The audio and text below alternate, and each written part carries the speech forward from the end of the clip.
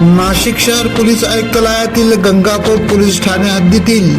College road परिसरात दररोज कर्णकर्कश आवाज व फटाके वाजवून भरधाव वेगात बुलेट चालवून ध्वनी प्रदूषण निर्माण करणारे बुलेट चालक यांच्यावर गुन्हे शोध पथकाचे अधिकारी अंमलदार यांच्याकडून वेगवेगळ्या बुलेट चालकांवर कारवाई करून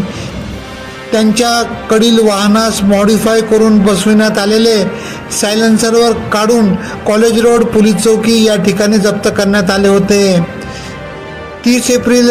2026 रोजी कॉलेज रोड पोलीस चौकी या ठिकाणी सदरचे जप्त करण्यात आलेले एकूण 112 सायलेन्सरवर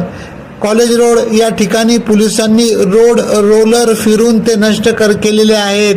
तसेच यापुढे असे मॉडिफाय केलेले सायलेन्सरवर वापरण्यावर मोटरसायकल बुलेट चालकांविरुद्ध कठोर कारवाई करण्यात येईल असा इशारा देण्यात आला आहे। सदरची कामगिरी माननीय पोलीस आयुक्त संदीप कर्णिक, पोलीस उपायुक्त परिमंडळ 1 श्रीमती मोनिका राऊत, सहाय्यक पोलीस आयुक्त सरकारवाडा विभाग श्री सुरवाडकर यांच्या मार्गदर्शनाखाली गंगापूर पोलीस ठाण्याचे पोलीस निरीक्षक अशोक शर्माळे, सहाय्यक पोलीस निरीक्षक निखिल पवार